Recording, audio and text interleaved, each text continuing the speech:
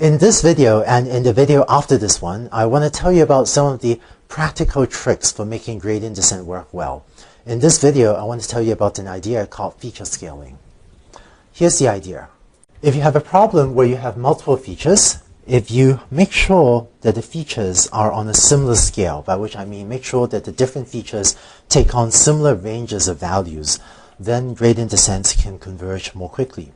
Concretely, let's say you have a problem with two features where x1 is the size of a house and takes on values between, say, 0 to 2000, and x2 is the number of bedrooms, and maybe that takes on values between 1 and 5. If you plot the contours of the cost function j of theta, then the contours may look like this, where, let's see, j of theta is a function of parameters theta 0, theta 1, and theta 2. I'm going to ignore theta 0, so let's forget about theta 0 and pretend it's a function of only theta 1 and theta 2. But if x1 can take on a much larger range of values than x2, it turns out that the contours of the cost function j of theta can take on this sort of a very, very skewed elliptical shape. Except that with a sort of 2000 to 5 ratio, it can be even more skewed. So this very, very tall and skinny ellipses, or these very tall skinny ovals, can form the contours of the cost function j of theta. And if you run gradient descent on this sort of cost function, your gradients may end up taking a long time and can sort of oscillate back and forth, and it can take a long time before it can finally find its way to the global minimum.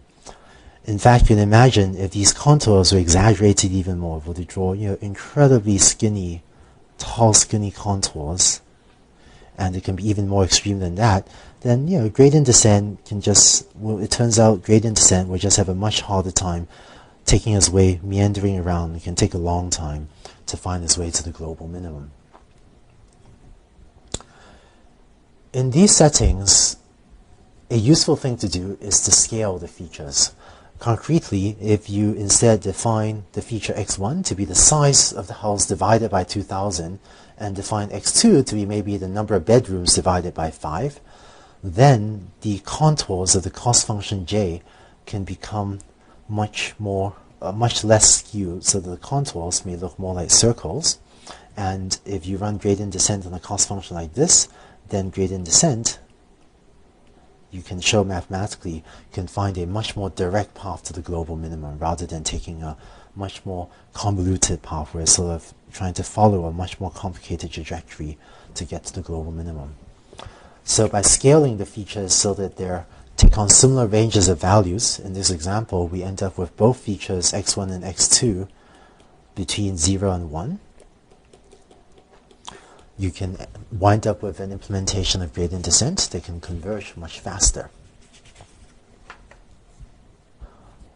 More generally, when we're performing feature scaling, what we often want to do is get every feature into approximately a -1 to +1 range.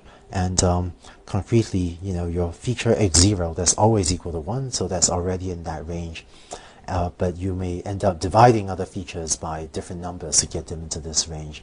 And the numbers -1 and +1 aren't too important. So if you have a feature, x1, that winds up being between 0 and 3, say, that's not a problem. Or if you end up having a different feature that winds up being between, -2 and positive 0.5, again, this is close enough to -1 and +1 that, that's fine. I think that's fine.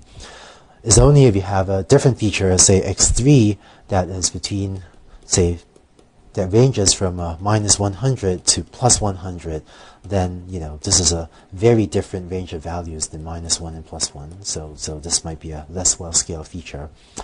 And similarly, if your features take on a very, very small range of values, so if x4 takes on values between -0.0001 and positive 0.0001, then again, this takes on a much smaller range of values than the -1 to +1 range. And again, I would consider this feature poorly scaled. So you want the range of values, it can be a bit bigger than +1, a bit smaller than +1, but just not much bigger like +100 here, and not too much smaller like 0.001 over there. Different people have different rules of thumb, but the one that I use is that if a feature takes on a range of values from, say, -3 to +3, I usually think that should be just fine. But maybe if it takes on much larger values than +3 or -3, I might start to worry. And if it takes on values from, say, -1/3 to 1/3, I think that's fine too. Or 0 to 1/3, or -1/3 to 0.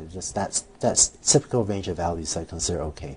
But if it takes on a much tinier range of values like x4 here, then again I might start to worry. So the take-home message is don't worry if your features are not exactly on the same scale or exactly in the same range of values, but so long as they're all close enough to this, gradient descent should work okay.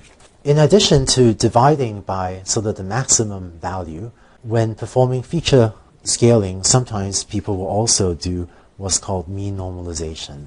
And what I mean by that is that you might take a feature xi and replace it with xi minus mu I to make your features have approximately 0 mean. And obviously we won't apply this to the feature x0 because the feature x0 is always equal to 1, so it cannot have an average of value of 0.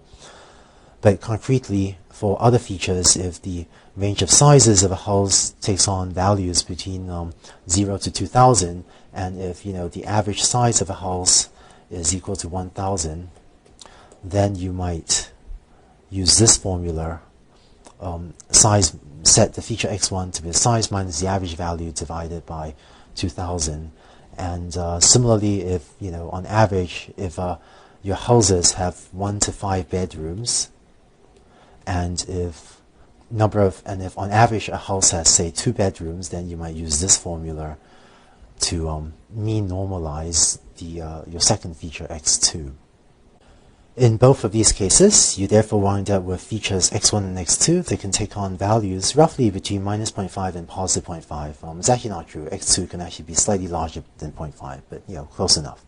And the more general rule is that you might take a feature x1 and replace it with x1 minus mu1 over s1, where to define these terms, mu1 is the average value of x1 in the training set, and s1 is the range of values of that feature. And by range, I mean, let's say, the maximum value minus the minimum value.